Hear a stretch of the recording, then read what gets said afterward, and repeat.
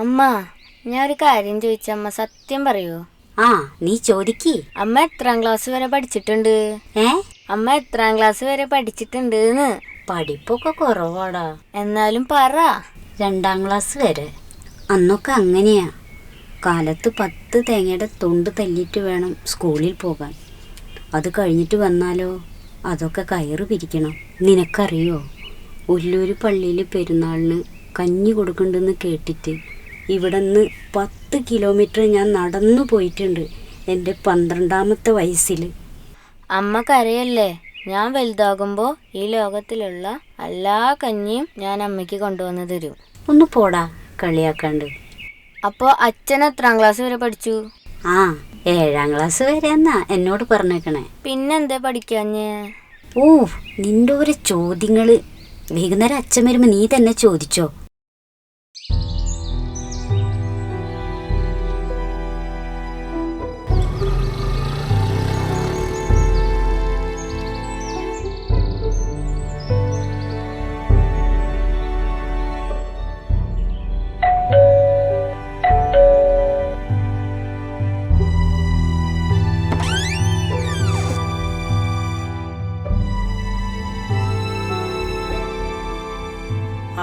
ആരാ?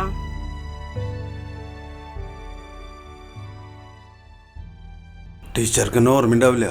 പണ്ട് ഞാൻ ടീച്ചറുടെ ക്ലാസ്സിൽ പഠിച്ചിട്ടുണ്ട്, ഒരു 35 കൊല്ലം മുന്നേ.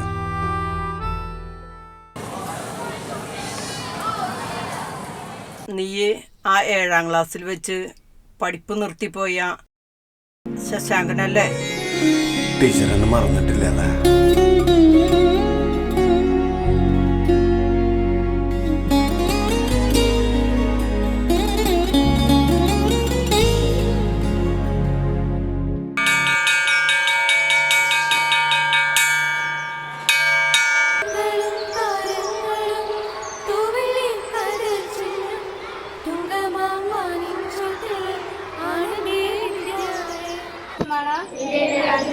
എല്ലാ ഇന്ത്യക്കാരും എന്റെ സഹോദരി സഹോദരന്മാരാണ്. രാജ്യത്തിന്റെയും എന്റെ നാട്ടുകാരുടെയും ക്ഷേമത്തിനും ഐശ്വര്യത്തിനും വേണ്ടി പ്രയത്നിക്കും. എന്താ മോനെ? അയ്യോ,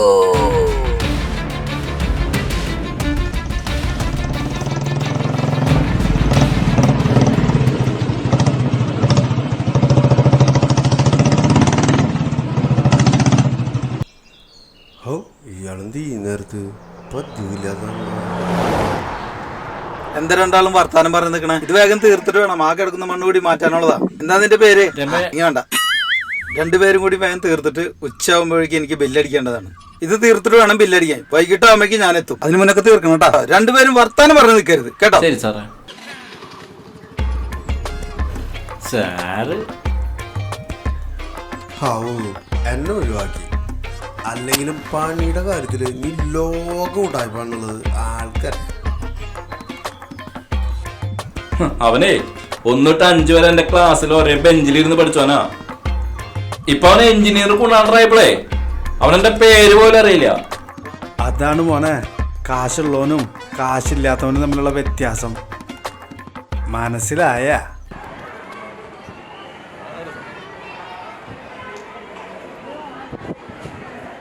മാഷേ. എന്ത് സൈത്തെ? മാഷേ, ശരത്തിന് ഉച്ചയ്ക്ക് ശേഷം ക്ലാസ്സിലേക്ക് കയറിയിട്ടില്ലാട്ടാ. മുമ്പും ഇതുപോലൊരു ദിവസം അവൻ ലീവ് ഉണ്ടായിരുന്നില്ലേ? മാഷേ, അന്ന് അവൻ എന്തിട്ടാ പറഞ്ഞേ? അന്ന് വയറുവേദന പറഞ്ഞേ. പിറ്റേ ദിവസം അവൻ ആബ്സെന്റ് ആയിരുന്നില്ലേ? ഇല്ല, വന്നിരുന്നു. നീ പൊക്കോ, ഞാൻ നോക്കിക്കോളാം.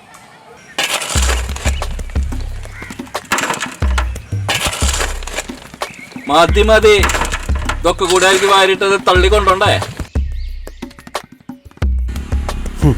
വെറുതെ പറ്റുമോ?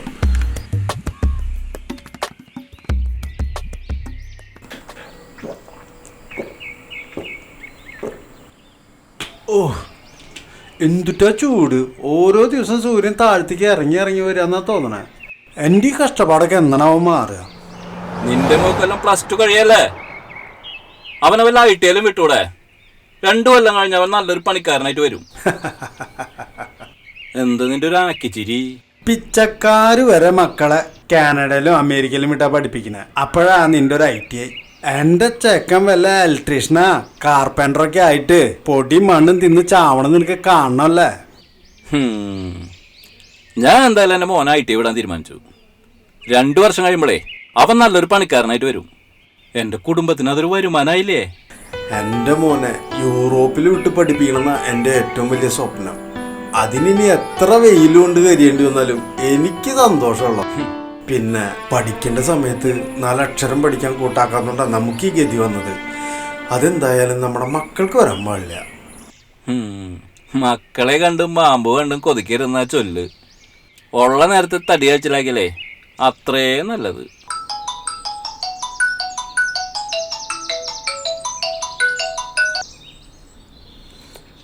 ഹലോ, ആ ശരത്തിന്റെ അച്ഛനല്ലേ? അതേലോ. ആ ഞാൻ അവന്റെ ക്ലാസ് ടീച്ചറാണ്. അവന് ഉച്ചയ്ക്ക് ശേഷേ ക്ലാസ്സിൽ കേട്ടില്ല. മുമ്പൊരിക്കൽ വയറുവേദന എന്ന് പറഞ്ഞതുപോലെ മുടങ്ങിണ്ടായിരുന്നു. അത് സാരില്ല മാഷെ, അവൻ ചിലപ്പോൾ അമ്മോട് പറഞ്ഞിട്ടുണ്ടാവും. ഇത്തരം ആബ്സെൻസ് പാരന്റ്സിനെ വിളിച്ച് പറയുന്ന രീതി സ്കൂളുണ്ട്. എന്തായാലും ശരത്ത് വീട്ടിലെത്തിയപ്പോ തന്നെ ആ കാര്യം വിളിച്ചറിയിക്കണം കേട്ടാ. അറിയിക്കാം മാഷെ.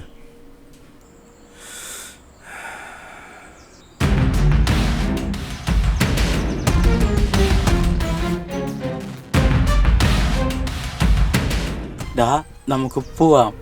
വീട്ടിലറിഞ്ഞ ആകെ സീനാവും. എനിക്ക് നല്ല പേടിയാവുന്നുണ്ട്. നീ ഒന്നും പേടിക്കണ്ടിരുന്നേ. വീട്ടിലൊക്കെ എങ്ങനെ അറിയാനാ? നമ്മളാരെ പേടിക്കാൻ? നമ്മളെയല്ലേ എല്ലാവരും പേടിക്കേണ്ടത്. അതാണ് ലോകത്തിന്റെ പുതിയ നയം. Enjoy dear friends. അല്ലെങ്കിലും ഈ 10-50 വയസ്സൊക്കെ തന്ത വൈബ ഭയങ്കര ബോറാ. നമുക്കൊരു 10-30 വയസ്സ് വരെ ജീവിച്ചാൽ മതി. അത് കഴിഞ്ഞ് നമ്മളെ തൂക്കി വന്നോട്ടെ, അല്ലെങ്കിൽ വെടിവെച്ച് വന്നോട്ടെ.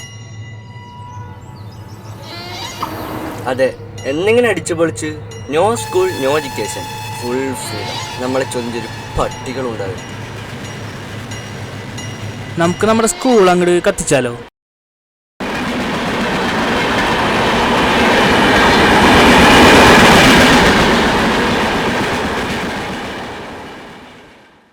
വികലമായ പഠന സമ്പ്രദായത്തിന്റെ സ്മാരകശിലകളായി അവയങ്ങനെ കരിപിടിച്ച് പുകതള്ളി അസ്ഥികൂടങ്ങളായി നിൽക്കണം. എന്തു രസമായിരിക്കില്ലേ കാണാൻ. നമുക്ക് നാളെ തന്നെ കത്തിച്ചാലോ? വരട്ടെ, അതിനൊന്നും സമയമായിട്ടില്ല. നമുക്ക് ഇനിയും ഒരുപാട് പേരെ അവിടെ നിന്ന് രക്ഷപ്പെടുത്താനുണ്ട്. പിന്നെ ഒരു കാര്യം, ഈ പ്രാവശ്യം ഫുൾ ഫ്രീ എന്റെ ചെലവ്. അടുത്ത പ്രാവശ്യം വരുമ്പോ എല്ലാവരും ഷെയർ കൊണ്ടുവരണം. ഷെയറോ? ഷെയർ എവിടെ നിർത്തിട്ട്? അതൊന്നും എനിക്കറിയണ്ട. ആരെ കൊന്നിട്ടായാലും പൈസ കൊണ്ടുവരണം. ഇല്ലെങ്കിൽ അടുത്ത പാർട്ടിക്ക് നിങ്ങൾ ഉണ്ടാവില്ല. അടുത്ത പ്രാവശ്യത്തെ പാർട്ടിക്ക് നീ എന്തിനു ചെയ്യാ? ഞാൻ എൻ്റെ അമ്മയുടെ മുതലടിച്ച് മാറ്റും. നീയോ? ഞാൻ എൻ്റെ അച്ഛൻ്റെ പേഴ്സിനെ അടിച്ചു മാറ്റാം. അല്ലെങ്കിൽ ഇതൊന്നും വലിയ തെറ്റല്ല. അവര് പണിയെടുക്കുന്നതും കഷ്ടപ്പെടുന്നതും നമ്മൾ സുഖമായിട്ട് ജീവിക്കാൻ വേണ്ടിയല്ലേ. അപ്പോൾ അടുത്ത പാർട്ടി ഉടനെ ഉണ്ടായിരിക്കും. എല്ലാവരും പൈസ സെറ്റാക്കിക്കോ. ആളെ കൂടുതൽ കൂട്ടിയാൽ നിങ്ങൾക്ക് കമ്മീഷൻ ഉണ്ടായിരിക്കും. പിന്നെ അടുത്ത പാർട്ടിയിൽ ഒരു പുതിയൊരു സാധനം ഞാൻ നിങ്ങൾക്കായി പരിചയപ്പെടുത്താം. എഥിലിൻ ഡയോക്സിമെത്ത് ആംഫെറ്റമൈൻ അഥവാ MDMA.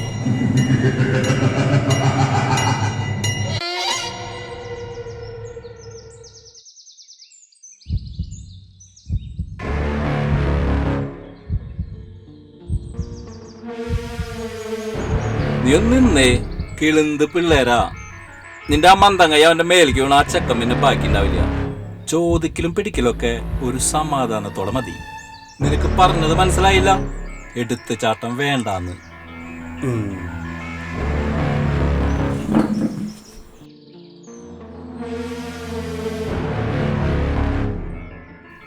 സമാധാനത്തോടെ ട്ടാ, സമാധാനം.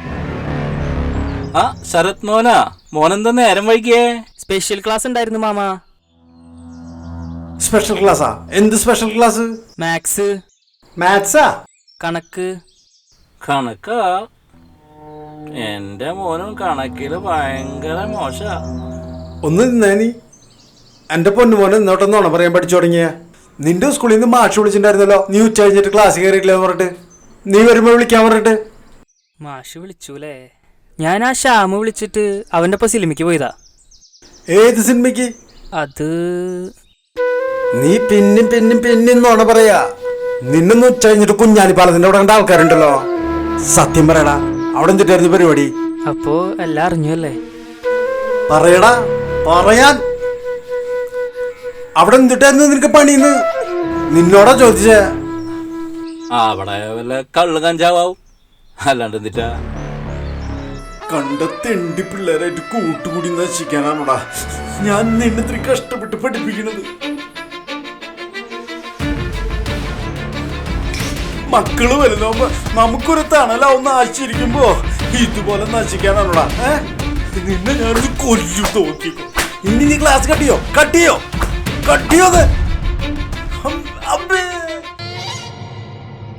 നോക്കിയേ, ഉണ്ടാക്കിയ വലിപ്പം വെച്ച് തന്നെ ഉണ്ടാക്കാൻ നിക്കല്ലേട്ടാ. എന്റെ ദേഹത്താണെന്ന് തൊട്ട തന്തയാ നോക്കില്ലേ, കുന്നളായി ഞാൻ. എല്ലാ തന്തമാരും മക്കളെ കഷ്ടപ്പെട്ട് പഠിപ്പിക്കണേ. പഠിക്കണ വേണ്ടെന്നുള്ളത് അത് അവരിഷ്ട. നിങ്ങളുടെ തന്തയും തള്ളി പഠിപ്പിക്കാഞ്ഞിട്ടാണോ നിങ്ങൾ 7ാം ക്ലാസ് വെച്ച് പഠിപ്പ് നിർത്തിയത്? അല്ലല്ലോ. ആദ്യം നിങ്ങൾ പോയി 7ാം ക്ലാസ് പാസ്സാവ്, എന്നിട്ട് മതി എന്നെ ഭരിക്കാൻ വരല്.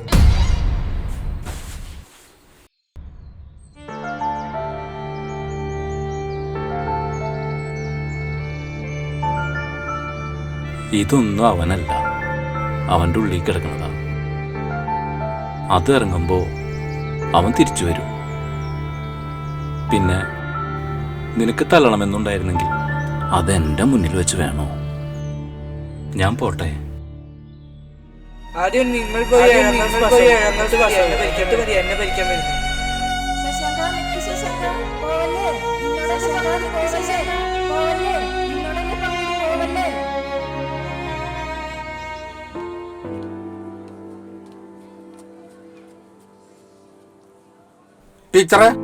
ടീച്ചർ ക്ലാസ്സിൽ കുട്ടിയല്ല ശശാങ്കൻ.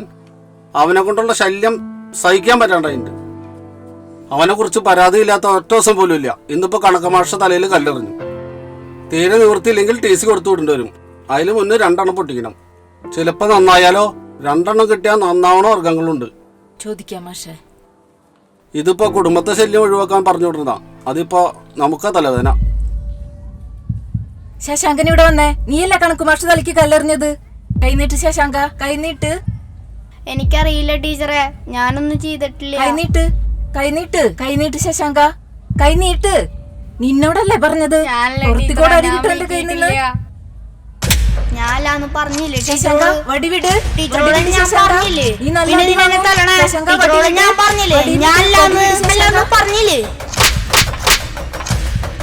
ശശാങ്ക, നിക്ക് ശശാങ്ക, പോവല്ലേ. നിന്നോടല്ലേ പറഞ്ഞത്, പോവല്ലേ.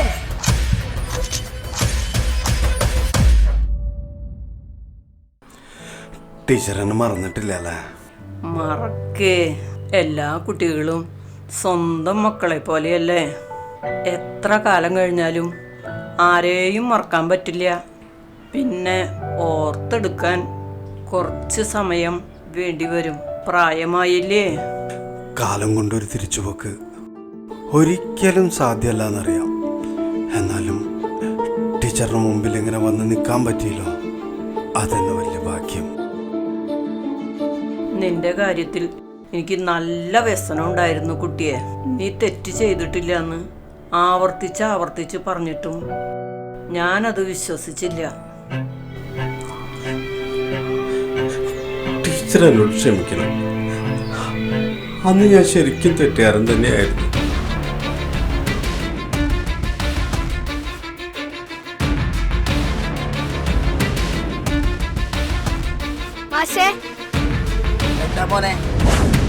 അയ്യോ, തല്ല് കിട്ടുമെന്നുള്ള പേടിയും തെറ്റ് സമ്മതിക്കാനുള്ള ധൈര്യവും അന്ന് എൻ്റെ മനസ്സിനുണ്ടായിരുന്നില്ല. അതുകൊണ്ടാണ് അന്ന് അങ്ങനെയൊക്കെ സംഭവിച്ചത്. ചൊല്ലിക്കൂട് തല്ലിക്കൂട് തള്ളിക്കള എന്നാണല്ലോ. പക്ഷെ എത്രയായാലും തള്ളിക്കളയാൻ തോന്നിയില്ല. അത്രയുണ്ട് നന്നായി കാണാനുള്ള ആഗ്രഹം. ഞാനിപ്പോഴും ആ 7 പഴയ ശശാങ്കനായിട്ടാ ടീച്ചറിന് മുന്നിൽ നിൽക്കണം.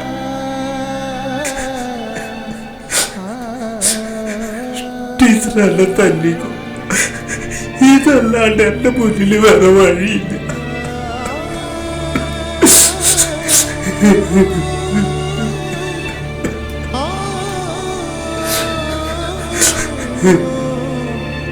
തല്ലണ്ട പ്രായമൊക്കെ കഴിഞ്ഞില്ലേ കുട്ടി?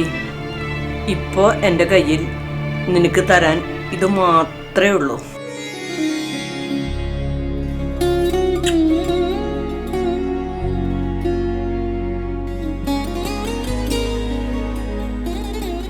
മോനിരിക്കി, ഞാൻ ഇപ്പോൾ വരാം.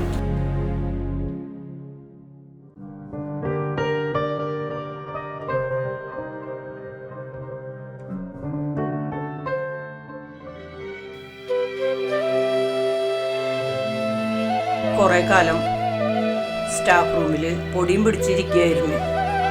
ഞാൻ റിട്ടയർ ചെയ്തപ്പോൾ അത് ഞാൻ എടുത്തു കൊണ്ടുവന്നു. ഇങ്ങനെയൊരു നിമിത്തം ഞാൻ പ്രതീക്ഷിച്ചേയില്ല. ഒട്ടും വൈകിട്ടില്ല. നന്നാവാൻ ധാരാളം സമയമുണ്ട്.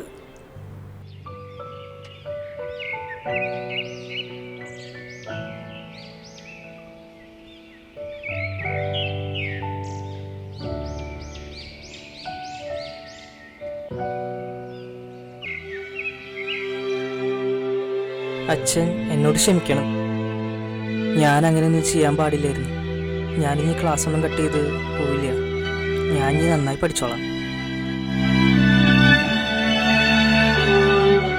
സാറില്ലേ പോട്ടെ, നിനക്ക് നിന്റെ തെറ്റ് മനസ്സിലാക്കാൻ ഒരു ദിവസമല്ല വേണ്ടി വന്നല്ലോ. അച്ഛൻ്റെ തെറ്റ് മനസ്സിലാക്കാൻ 35 കൊല്ലം വേണ്ടി വന്നു. ബാപ്പുവാ, +2 കഴിഞ്ഞ് ഡിഗ്രി കംപ്ലീറ്റ് ചെയ്യണം. അത് കഴിഞ്ഞ് IPS എടുക്കണം. പോലീസ് ആവണമെന്നാണ് എൻ്റെ ഏറ്റവും വലിയ ആഗ്രഹം. എനിക്ക് നിന്നെക്കുറിച്ച് ആഗ്രഹങ്ങളും സ്വപ്നങ്ങളൊക്കെ ഉണ്ടായിരുന്നു. പക്ഷെ അതല്ല, നിന്റെ ജീവിതത്തിൽ നിന്റെ ആഗ്രഹങ്ങളും സ്വപ്നങ്ങളും എന്താണോ അതാണ് നടക്കേണ്ടത്. അത് നടക്കട്ടെ. അതിന് ഈ അച്ഛനെന്നും നിന്റെ കൂടെ ഉണ്ടാവും.